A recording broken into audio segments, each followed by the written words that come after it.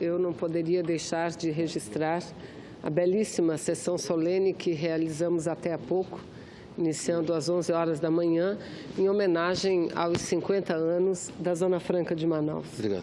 Zona Franca de Manaus que chega a 50 anos, senhor presidente, um único modelo baseado em incentivos fiscais que tem uma duração tão efetiva e significativa.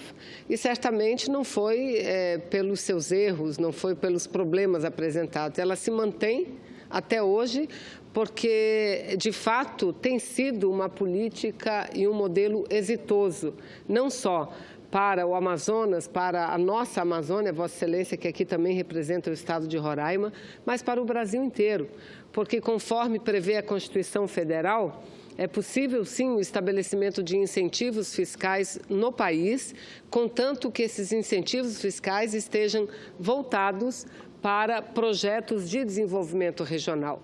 E além da possibilidade do desenvolvimento tecnológico, geração de emprego, desenvolvimento social, econômico da região, o outro grande feito, talvez o maior de todos da Zona Franca, tem sido a sua colaboração para a preservação ambiental. Tanto que esse modelo é reconhecido internacionalmente. Houve recentemente uma denúncia contra alguns incentivos fiscais estabelecidos pelo país, né, em relação à produção automobilística, à produção do segmento de informática e à própria Zona Franca de Manaus. E, rapidamente, a Zona Franca de Manaus foi excluída dessa denúncia porque houve um reconhecimento de pronto, não só por parte da União Europeia, que foi a autora da denúncia, mas também por parte da Organização Mundial do Comércio, que nesses termos estabelecidos da Zona Franca, ela tem sido importante. Afinal de contas,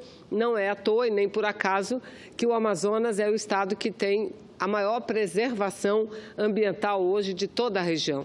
Somos o maior estado não só da Amazônia, mas do Brasil, 1,5 milhão de quilômetros quadrados, sendo que 98% desse território encontra-se ainda preservado. E devemos isso, em grande parte, a Zona Franca de Manaus, que é uma opção, aliás, é a nossa forma de geração de emprego, geração de renda e de inclusão do Estado e da região no próprio processo de economia e de desenvolvimento nacional. Então, eu aqui cumprimento os parlamentares da nossa região, não apenas o senador Eduardo, o autor da proposição, o senador Omar do Amazonas, mas todos os senadores dos estados que também compõem o sistema da superintendência da Zona Franca de Manaus, além do Amazonas, Acre, Rondônia, Roraima e parte do estado do Amapá. Mas nesse momento, senhor presidente, eu venho à tribuna para falar a respeito da reforma da Previdência. E quero abordar a questão da reforma da Previdência sobre alguns aspectos. Primeiro, sobre o aspecto de gênero, porque se a reforma da Previdência é draconiana, é perversa para todos os trabalhadores, ela é especialmente drástica com as mulheres, fatal para as mulheres. Porque todos, trabalhadores, homens e mulheres, perdem com a reforma da Previdência. Aliás, eu, a cada dia que passa, estou mais convencida que nós estamos diante, não é da reformulação do sistema previdenciário brasileiro, não. Nós estamos diante de uma proposta que acaba com a Previdência Social do Brasil e acaba com a Previdência Social principalmente para as regiões e para os estados que mais precisam, que são as regiões Nordeste e a região Norte. Querem aumentar a idade para 65 anos da aposentadoria, mas não é só isso. Junto com o aumento da idade, não basta chegar à idade de 65 anos, é preciso também atingir 49 anos, não de trabalho, não de serviço, mas 49 anos de contribuição, senhor presidente. Então, imagina qual o brasileiro, qual a brasileira, principalmente aqueles que são os mais humildes, aqueles que trabalham nos setores mais precarizados, que desenvolvem um trabalho mais precarizado, como é que eles vão atingir os 49 anos de contribuição e ter mais do que 65 anos de idade? Bom, para que isso acontecesse, nós temos que pensar no seguinte cidadão ou cidadã brasileira. com 16 anos de idade, começa a trabalhar de carteira assinada, contribuindo para a Previdência, com 16 anos de idade. E se ele não tiver nenhum intervalo na sua vida laboral, nenhum intervalo, não for demitido em nenhuma vez, quem sabe assim ele possa se aposentar com 65 anos de idade. Mas eu pergunto, qual é o trabalhador que trabalha por 49 anos sem ter nenhum intervalo, sem sofrer uma demissão, algum problema? Não há esse trabalhador no Brasil. Vamos procurar, que nós vamos ver rapidamente que não existe. Ah, mas aí dizem também, aumentou a perspectiva de vida da população brasileira e a perspectiva das mulheres é superior, a perspectiva de vida das mulheres é superior à perspectiva dos homens. Mas e aí? Esse aumento na perspectiva de vida, na longevidade da população brasileira é uniforme de norte a sul do país, em todas as regiões? Obviamente que não. Obviamente que aqueles que vivem no Nordeste brasileiro não têm a mesma longevidade daqueles que vivem no sul do país, e os dados estão aí para mostrar. Então, a esses, principalmente, é que nós dizemos que não estamos diante de uma reforma. Nós estamos diante de um projeto que acaba com a possibilidade da aposentadoria para a maioria dos trabalhadores brasileiros e trabalhadoras brasileiras. Isso tanto é verdade, senhor presidente, que agora, no último final de semana, aliás, foi matéria em todos os jornais, em todos os meios de comunicação no último final de semana, a propaganda que foi vinculada no site do partido do Movimento Democrático Brasileiro, o PMDB, o partido do presidente da República, esse presidente que foi eleito indiretamente pelo Congresso Nacional. O partido da presidência do Senado, da Câmara dos Deputados. Esse partido colocou no seu site a seguinte propaganda, e que, repito, ela foi alvo de matéria de todos os meios de comunicação nos últimos dias. E diz o seguinte: se a reforma da Previdência não sair, tchau, Bolsa Família, adeus, FIES, sem novas estradas, acabam os programas sociais. Isso é um crime, senhor presidente. Isso é um crime, porque além de ser uma manipulação de informações, é uma forma que utiliza o terrorismo, joga terror na população para dizer ou é isso ou eu vou ficar sem nada. Da mesma forma, eles procuram dizer, e eu tenho aqui um belo material, aliás, todos temos, senadores, senadoras, deputados e deputadas, todos temos o material publicado pela ANFIP, pela Associação dos Fiscais, e que ele começa dizendo o seguinte, fazendo uma análise de quão inverídica é a sustentação dessa reforma previdenciária, que parte da seguinte premissa, que diz que o gasto da Previdência é insustentável e que, se nada for feito de imediato, ele vai implodir as contas fiscais.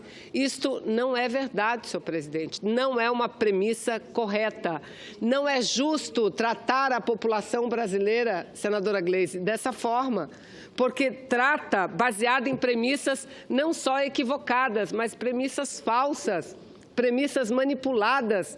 Não é a Previdência Social a razão do déficit público, não é a Previdência Social a razão do déficit público. Está aí o orçamento do país, só se fala que é o social que é o problema é o salário mínimo que o trabalhador recebe, o problema é a aposentadoria que o trabalhador recebe, o problema é o seguro-defeso que eles estão acabando.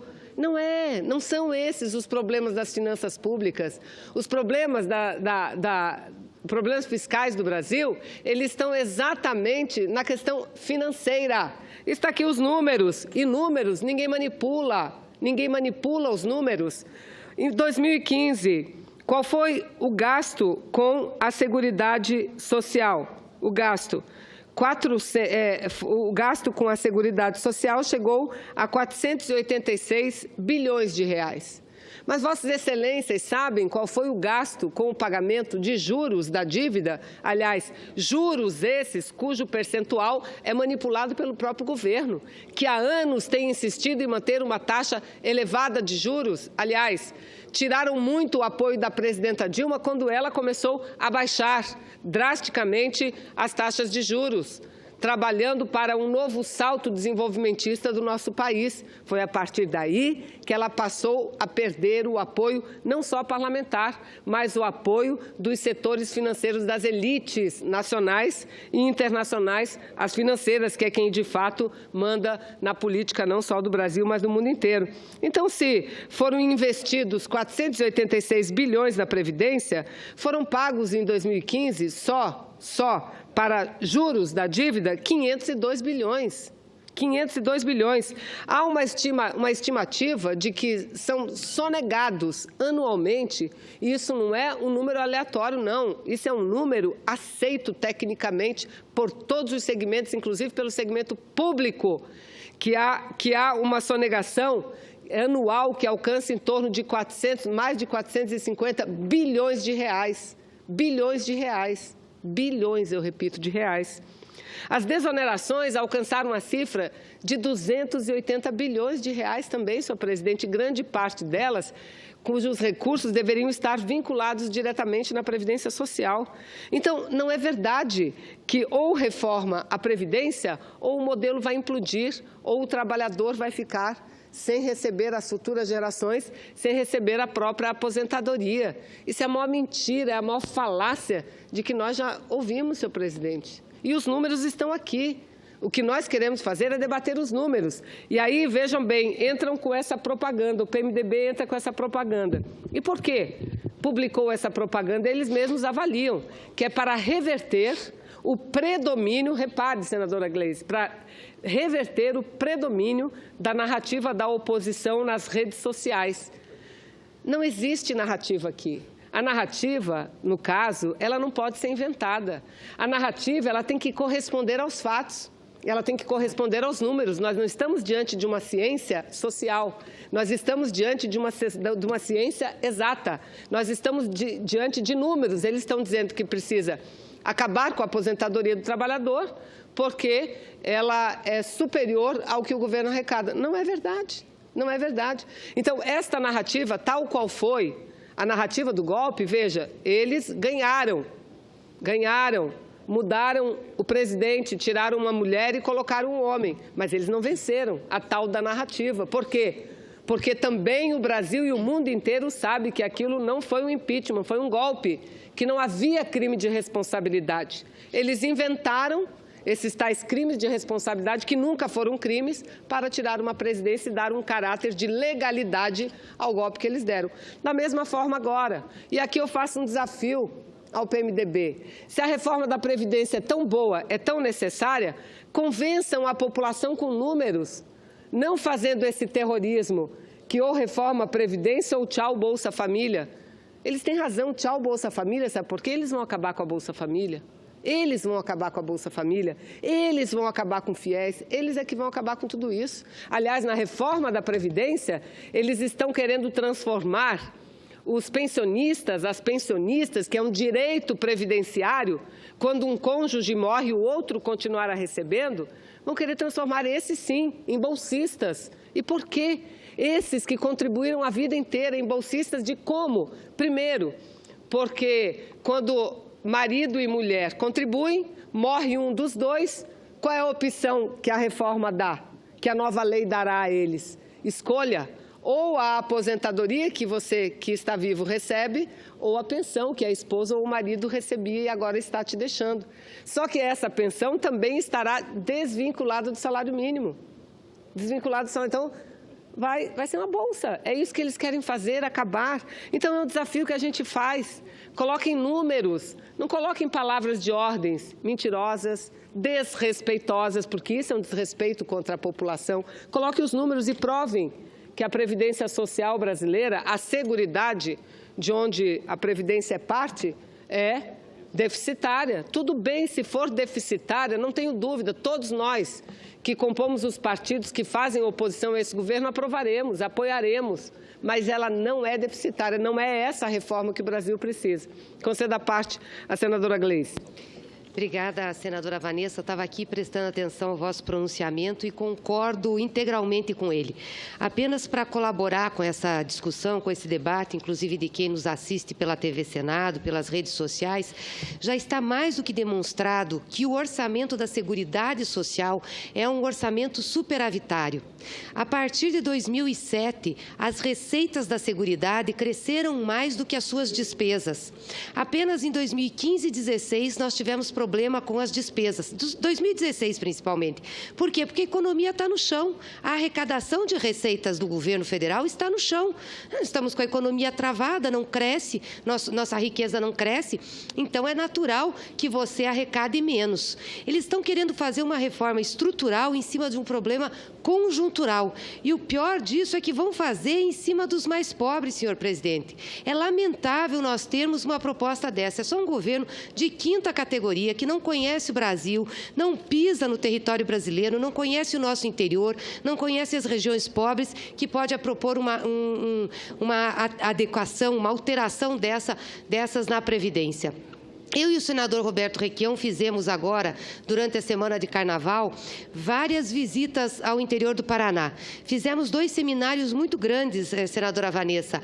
Um seminário na região sudoeste do estado, no município de Francisco Beltrão, e outro no município de Cascavel, no oeste. Tivemos, em média, 700, 800 pessoas participando desses seminários. E olha que um deles foi na segunda-feira de Carnaval, o outro na quinta-feira após o Carnaval. Eu ainda fiz reuniões na terça-feira de Carnaval em vários municípios e reuniões sempre muito cheias. As pessoas querem saber o que vai ser o destino delas. Ninguém se conforma, por exemplo, de que suba a idade de aposentadoria para 65 anos sem fazer nenhuma diferenciação entre homens e mulheres, trabalhadores rurais e trabalhadores urbanos, que tenha que se pagar a Previdência por 49 anos para você poder receber o seu benefício de forma integral. Isso está assustando as pessoas.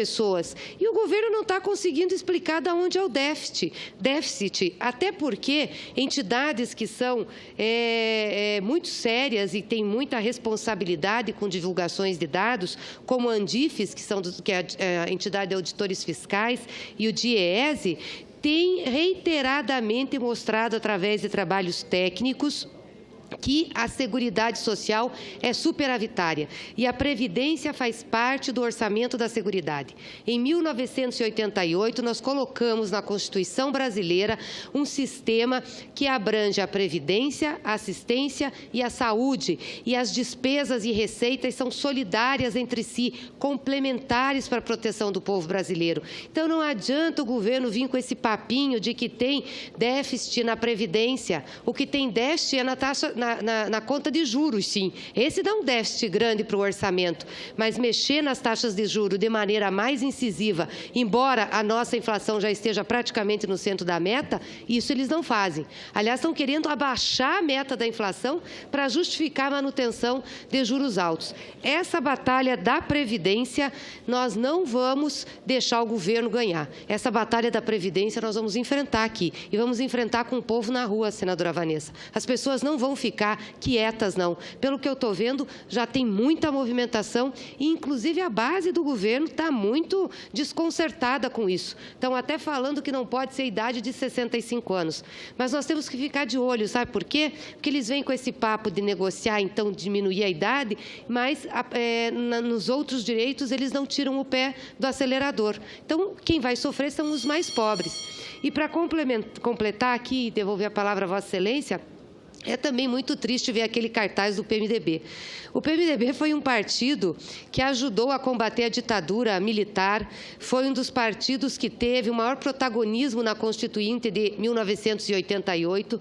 O presidente da Constituinte, deputado Ulisses Guimarães, foi quem batizou a Constituição de Constituição Cidadã, exatamente por ela trazer esses avanços importantes e, pela primeira vez na nossa história de 500 anos, nós termos na Constituição a Seguridade Social, ou seja, um direito constitucional de previdência, assistência e saúde à população. E aí é esse PMDB que rasga essa Constituição e faz uma campanha sem vergonha, feia, mentirosa, uma campanha de medo. Por quê? Porque não tem coragem de fazer debate, que é aprovar rápido essa reforma, porque sabe que vai perder. Tenha coragem, PMDB. Vai para a rua e diga o que vocês querem fazer, que vocês estão entregando o país por pedido dos banqueiros, por pedido do sistema financeiro, por pedido do próprio PSDB. Vocês estão entregando o país ao capital estrangeiro, vocês estão tirando o direito das pessoas. É vergonhoso viver esse momento da história e ver que o PMDB, que já serviu a tantas lutas democráticas, hoje se curva dessa maneira.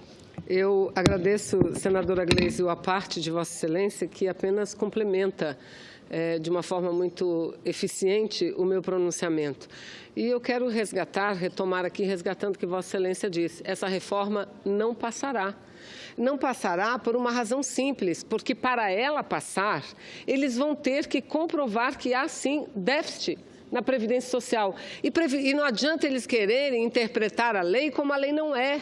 A Constituição, e Vossa Excelência falou, eu já havia dito, a Constituição trata a Previdência dentro do sistema de Seguridade Social. Aliás, os constituintes de 1988 assim o fizeram, porque vários países do mundo fizeram. Ou seja, tratar a questão da Previdência, da saúde, da assistência, como um sistema que deva ser mantido de forma complementar entre trabalhadores, empregadores e o Estado. Foi aí, assim que nasceu o sistema de Seguridade Social no Brasil. Está lá, está aqui na nossa Constituição Federal. E, no artigo 195, a própria Constituição estabeleceu as fontes de receita para o financiamento do sistema de Seguridade Social. Ou seja, quais são as fontes? As contribuições previdenciárias para o regime geral da Previdência, dos empregados e das empresas, sobre a folha dos salários e sobre a receita bruta de vendas. 2. A contribuição social sobre o lucro líquido das empresas, CSLL. 3. A contribuição social para o financiamento da Seguridade Social, COFINS, cobrado sobre o faturamento das empresas. 4. A contribuição para o PIS/PASEP. 5. Contribuição para o concurso de prognósticos e, por fim, receitas próprias de todos os órgãos e entidades que participam desse orçamento. Ou seja, o financiamento está aqui, artigo 195 da Constituição Federal. Então, o governo que quer acabar com a Previdência Social do povo brasileiro tem que dizer, nós estamos propondo essa reforma porque está aqui, ó. Tem mais gasto do que arrecadação. Não é verdade. Sim, mesmo que se isole a DRU, que é a desvinculação das receitas da União, que só aí tira em torno de 60 bilhões, só essa parte tira em torno de 60 bilhões ao ano, mesmo tirando isso, ainda seria superavitária. Ou seja, não vai ser aprovada essa reforma por essa razão simples, porque ela está equivocada. Ela parte de premissas falsas, parte de premissas não verdadeiras. Porque, olha, o que retira recurso do sistema de Seguridade Social, eu já falei, é a DRU. Segundo, são nós já coloquei os números aqui, a sonegação fiscal. E terceiro, as desonerações. Somente nos recursos vinculados à Previdência há uma estimativa elevadíssima. Então, como tirar do trabalhador e manter a desoneração para os grandes contribuintes? Como tirar da trabalhadora, mas não correr atrás daqueles, não perseguir, não buscar aqueles que anualmente, mensalmente sonegam, não pagam tributos? É fácil. Vamos pegar um exemplo das empresas terceirizadas. Aliás, falar em empresas terceirizadas, senadora Gleisi, é outro projeto que eles querem acelerar. O projeto da terceirização. E esse projeto... Absurdo isso. E esse projeto não é para dar mais garantias a quem atua nessas empresas terceirizadas. Mentira! Esse projeto é para ampliar a possibilidade da terceirização, inclusive para funções fins de cada empresa. Então, querem acelerar também. Mas o que acontece, senhores? Nós sabemos disso com essas empresas terceirizadas. Aqui no Senado, na Câmara, nós assistimos a cada rodada os servidores terceirizados, geralmente aqueles que atuam na limpeza, aqueles e aquelas que atuam na segurança, fazendo greves, fazendo rebeliões, coitados, greves eles nem podem fazer, mas é pedindo socorro, fazendo assembleias, por quê? Porque as empresas que os contratam, elas entram em falência e não pagam os direitos dos trabalhadores. É isso, o que essas empresas fazem comumente? E o Estado brasileiro sabe perfeitamente disso. Muito, quando repassa, é o repasse equivalente ao desconto do trabalhador e não paga o seu. Porque no país não pagar tributo não é crime. Pois entre em falência, pronto, fica tudo bem. Aí vem um refis, entra no refis. Então era aí que nós tínhamos que começar. E não dizer para uma família que essa família, se morrer um ente dela, é obrigada a viver com um único salário mínimo. Porque é isso. Imaginem, todos e todas que não assistem, dois humildes, marido e mulher. Pai e mãe, os dois trabalham e ganham salário mínimo. Uma empregada doméstica e um outro ajudante de pedreiro. Um exemplo, 2 salários mínimos para sustentar uma família, se aposentam, continuam ganhando a pensão, ganham a aposentadoria de 2 salários mínimos. Um deles morre. O que o Estado brasileiro diz? Se foi o marido que morreu, diz para a mulher, a senhora tem que optar.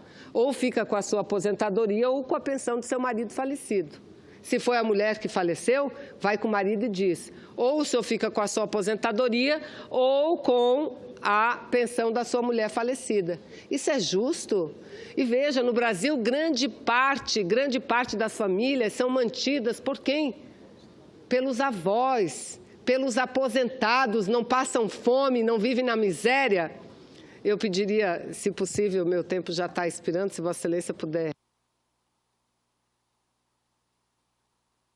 Nobre senador, senhores senadores, senhora senadora, é isso que a reforma da Previdência faz, é o absurdo dos absurdos. E vamos falar das mulheres também agora, dizer não, a perspectiva de vida das mulheres é maior do que os homens. Primeiro vamos estudar essa expectativa de vida, por que das mulheres é maior do que os homens. Porque as mulheres cuidam mais da sua saúde, só por isso? Também por isso, mas não exatamente por isso, não. É porque as mulheres não morrem tão jovens quanto os homens envolvidos em processos violentos. Vamos ver o número de mulheres que morrem assassinados por arma de fogo é muito menor do que o de homens. Então, veja, se nós mulheres conquistamos no passado um abono de 5 anos na nossa aposentadoria, foi essa a forma que o Estado, e que eu digo, o Estado tem participação na política de seguridade social, na política da previdência social, na política de saúde, tem que dar a sua parte. Os países todos do mundo fazem essa parte. Então, garantiu o bônus à mulher como uma forma de compensação. Compensação a quê, cara pálida? Alguns podem perguntar. Compensação a quê? Vamos lá, vamos dizer por que a mulher precisa da compensação. Primeiro, a mulher não cumpre uma única jornada de trabalho. A mulher não cumpre 2 jornadas de trabalho, como comumente todos nós e todas nós falamos. A mulher cumpre uma tripla jornada de trabalho, porque os afazeres domésticos e os afazeres dos cuidados também ficam quase que com exclusividade na sobrecarga e na responsabilidade da mulher, sobrecarregando-a. A mulher que trabalha fora acorda, enquanto o homem acorda às 6 da manhã para pegar o ônibus, ela acorda às 4. Para arrumar a lancheira dos filhos, para deixar o almoço pronto, para limpar a casa, para varrer, para lavar, para fazer tudo. Então, ela, formalmente, de carteira assinada, tem uma jornada menor, mas a jornada dela é muito maior, levando em consideração os afazeres e cuidados domésticos dela. Aí dizem, não, mas aí vamos mudar a cultura da sociedade. Bem, vamos mudar a cultura da sociedade. Mas a hora, senadora Gleisi, que a cultura da sociedade for mudada, que 50% dos homens também fizerem, 100% dos homens dividirem as atividades domésticas, aí vamos tirar o abono das mulheres sem problema nenhum. Mas não é só esse o problema, não é só esse da sobrecarga. Aí nós vamos entrar nos salários desiguais e muitas vezes para funções iguais, salários desiguais. A quase 30%, em torno de 28%, a mulher ganha menos do que o homem. E um terceiro fator, a mulher no mercado de trabalho ela é penalizada por cumprir a função mais nobre da humanidade. A função mais nobre. Se Vossa Excelência puder me dar uns 3 minutinhos, eu juro que concluo. Mais nobre da humanidade, ela é penalizada. E qual é essa função, senador Paim? A maternidade. A maternidade. Por que a mulher não ascende no mercado de trabalho? Por que na hora da promoção o homem ganha a promoção e a mulher não ganha? Porque o patrão pensa, ela é jovem, ela vai ser mãe. Licença maternidade. Ele não. O pai não tem licença maternidade. O filho adoece, é a mãe que vai cuidar do filho. Deu problema na família, é a mulher que cuida. Então, a mulher ascende muito menos na carreira, não porque ela seja menos competente ou dedicada. As que estão ascendendo hoje na carreira profissional, a maioria delas abrem mão das suas famílias, abrem mão dos seus filhos. Então, a mulher, infelizmente, nesse sistema capitalista, é penalizada por cumprir a principal, a mais essencial, a mais nobre de todas as funções da humanidade, que é a reprodução, que é a maternidade. Então, é por isso que nós conquistamos esse bônus, é por isso que há essa diferença. A hora que não houver essa diferença, que a mulher for a metade no parlamento, que a mulher for a metade, ocupar a metade dos cargos de direção, seja do setor público ou do setor privado, nessa hora, vamos igualar tudo. Mas enquanto a sociedade não for igual, enquanto a sociedade não tratar a mulher de forma igual que trata os homens, esse bônus não pode tirar, esse bônus não pode sair. Então, senhor presidente, olha diante de que nós estamos. Nós não estamos diante de reformas, nós estamos diante de um projeto que desmonta o Estado brasileiro como Estado soberano, como Estado que olha a população brasileira como a sua prioridade. E eu estou achando engraçado, hoje eu li, eu já caminho para a conclusão, hoje eu li em todos os blogs, os jornais, o seguinte conselho para o presidente Temer, que o presidente Temer está passando ao largo de todas essas denúncias. O que ele tem que fazer é demitir os ministros que estão envolvidos, como se ele próprio não tivesse envolvido, ele, o Temer. Mas a imprensa está dizendo isso, ele não tem nada contra ele até agora, que tal isso? Ele tem que se livrar desses que estão muito envolvidos. Para quê? Para seguir governando e fazendo as reformas. É óbvio. Aliás, eu começo e concluo sempre com a mesma observação. Quem deu o receituário do objetivo deles foi o senador Romero Jucá, senador do seu estado, senador Tcheres. Romero Jucá, que disse tudo. O Michel Temer tem que entrar para fazer essas reformas. Tem que acabar com a aposentadoria. Agora, como que um governo eleito vai acabar com a aposentadoria? Não vai. Então, tem que ser um governo provisório. É a ponte, até o nome de ponte eles deram, ponte para o futuro. Essa é a ponte de destruição do país, de completa destruição. Então, ele deu o receituário. É para isso que tem que entrar, para cumprir essas tarefas, que não é só de retirar direitos, é de encaminhar rapidamente a privatização, retomar a privatização, vide o que tentaram fazer com o projeto das teles, entregar de mão beijada para as empresas, 6, 3, 4 empresas, um patrimônio avaliado pelo Tribunal de Contas em 100 bilhões de reais. Dizer, mas não vale 100, já depreciou muita coisa, são 20 bilhões. Ok, 20 bilhões de graça para essas empresas, cujo compromisso que terão é investir, mas não diz quando, não diz onde, não diz em que período, não diz nada. Não investiram nem quando estavam obrigadas a investir. Aliás, foram multadas por isso. E o governo está perdoando as multas? Uma a uma. Da Oi, já são 7 bilhões de multas perdoadas. A população brasileira tem que saber disso. E quer empurrar goela abaixo uma reforma da Previdência e fazendo uma propaganda desrespeitosa como essa, é lamentável. É lamentável, mas eu, assim como o Estado do Paraná está fazendo, tenho certeza, o Rio Grande do Sul, o meu Amazonas, já fizemos também, já começamos os diálogos, os debates, e nós não vamos sair das ruas. E nós queremos debater números. Nós não estamos diante de avaliações meras, subjetivas, não. É tudo objetivo. I é I, A é A, 1 é 1, 2 é 2.